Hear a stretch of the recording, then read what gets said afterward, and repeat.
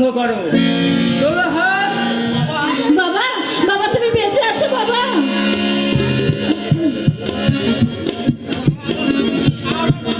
বাবা, আমার মা বলি তুই এতদিন কোথায় ছিলিস বাবা?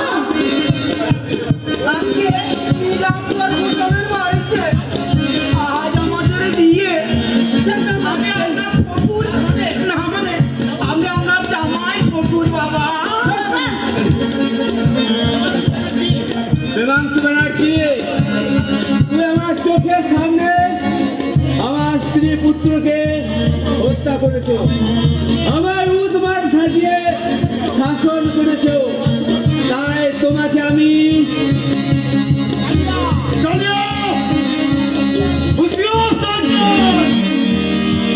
সামান্য নড়াচড়া করলে তোমার মুখটা আমি ঝাঁঝরা করে দেবো। পিস্তল শয়তান!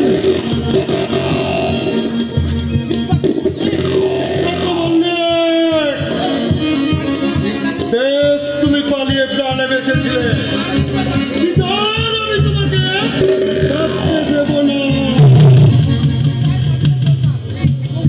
তবু তুই রেহাই পাবি না রে শয়তান, কারণ পুলিশ তোর চৈতালি ভিলা ঘিরে ফেলেছে। পুলিশ আসার আগে তোকে আমি খুন করে এই সুন্দরীদের নিয়ে খবর সুরঙ্গপথে আমি চৈতালি ফিলার বাইরে চলে যাব।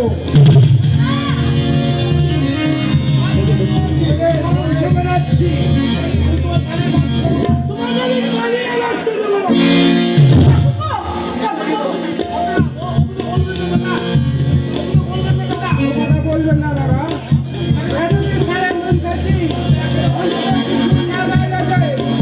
অধর্ম হবে।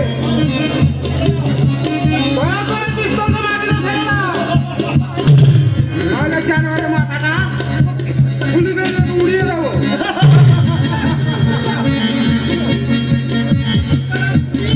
ঘন্টারাম, তুমি এসে গেছি স্যার, আর কোনো চিন্তা নেই। আমার লাশ ঘন্টারও বাড়ানো হয়ে গেলে আপনাকে ছুটে সবার আগে এই বেইমান অফিসারের আমি মৃত্যু ঘন্টা বাজালাম।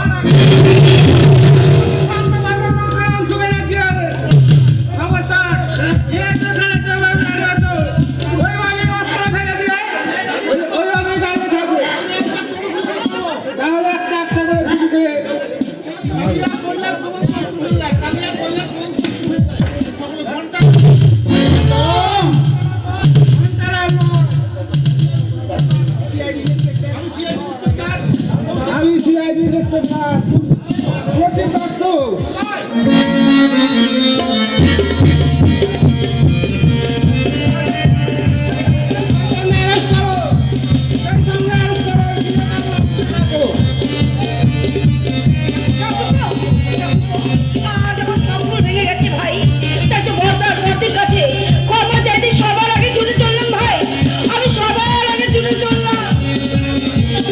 এবার আসুন অনেক কুকর্ম করেছে, এবার জেলে গিয়ে বিশ্রাম নেবেন।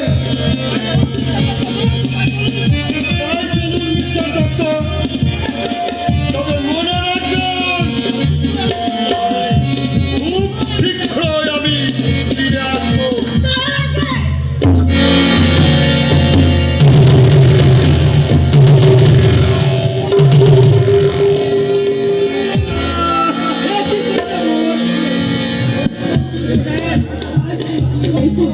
আমি প্রতিশোধ নিয়েছি স্যার, আমার সর্বস্ব হারানোর প্রতিশোধ নিয়েছি। আমার সর্বস্ব হারানোর প্রতিশোধ, আমার বন্ধুকে হারানোর প্রতিশোধ। এবার আমি হাত পাড়ে দিলাম, আপনি আমাকে অ্যারেস্ট করুন। কি করলি?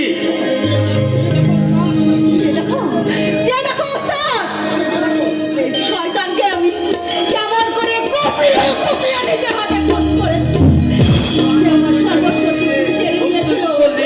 আমার সব কিছু কেড়ে নিয়েছে, আমার কাছ থেকে আমার বন্ধুকে কেড়ে নিয়েছে, তাকে আমি নিজের হাতে খুন করেছি।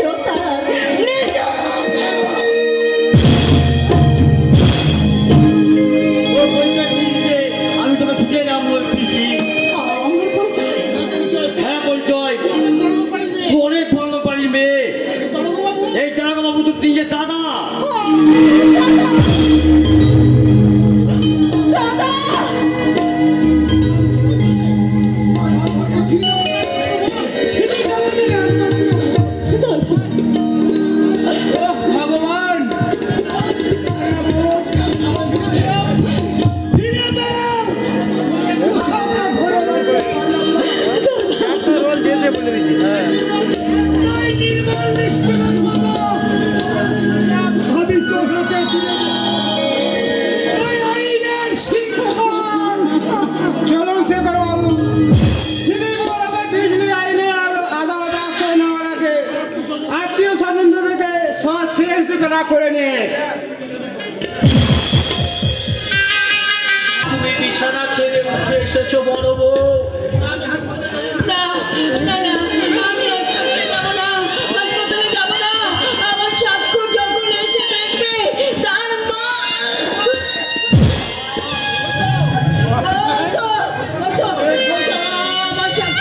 আমার স্বাক্ষর এসে দাঁড়িয়েছে, দু হাত বাড়িয়ে মা মা বলে আমাকে ডাকছে।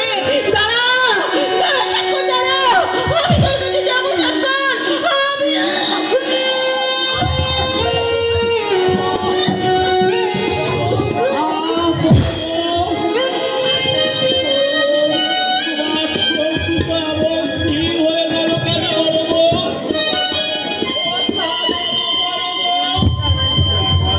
দাদা দাদা আমি অ্যাম্বুলেন্স এনেছি, শিগগিরই বৌদিকে নিয়ে চলো।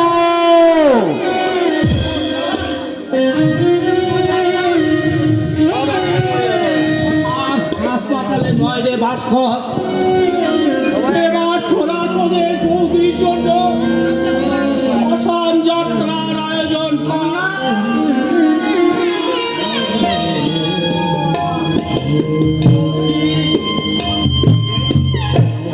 বৌদি আমাদের ছেলে কেন কেন বৌদি? আমরা তো তোমার কাছে ভুল স্বীকার করে আমি তো ক্ষমা চেয়েছিলাম, আমাদেরকে তুমি ক্ষমা করতে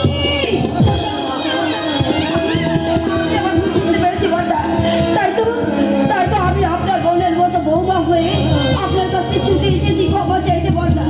আপনি আমাকে ক্ষমা করুন। আমার তো এসেছিস শয়তানি, আর এই সংসারটাকে গ্রাস করতে তো আমার ফিরে এসেছি। আজ তোকে আমি গলা টিপে তোকে আজ এই গলা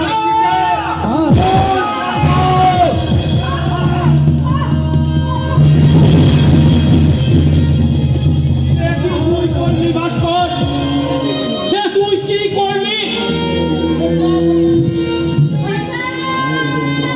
বড়বাবু, আমি আপনাকে এসেছি আর সেই সঙ্গে ফিরে পেয়েছি আমি আমার বাবাকে। তোদের সব চর মাঝে আজ আবার সংসারে উঠেছে কান্নার কোলাহল।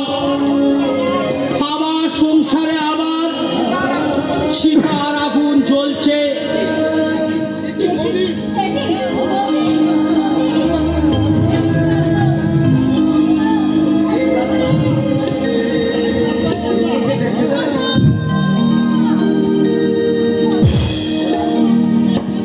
কে কে তুমি? আমি তোমার একমাত্র আদরের বোন, তুই আমাদের নীলাঞ্জনা।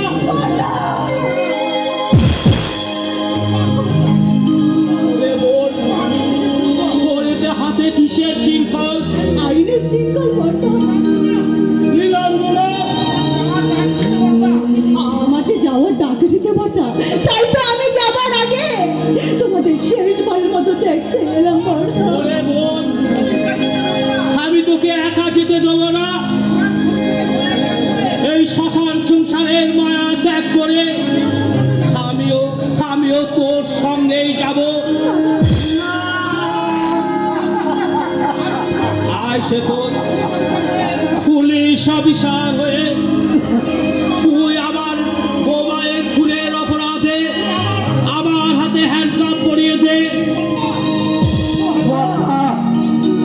এই শৃঙ্খল তো আমার হাতে পরিবে শেখর, নিজে হাতে আমি শিউলিকে গলা টিপে খুন করেছি। মিথ্যে কথা বলছে ভাস্কর, বড় ভাইকে বাঁচাতে হতভাগা মিথ্যে কথা বলছে। বড় বউ মারা যাওয়ার শোকে আমি ওকে নিজের হাতে গলা টিপে খুন করেছি। তুই আমাকে শৃঙ্খল করিয়ে দে।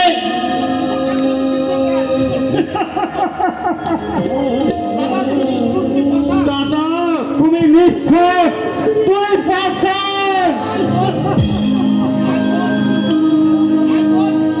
আয় বোন, এবার আমরা বিদায় নিই। আসবান, তোর কাছে আমার একটা অনুরোধ, আলপনাকে তুই গ্রহণ কর।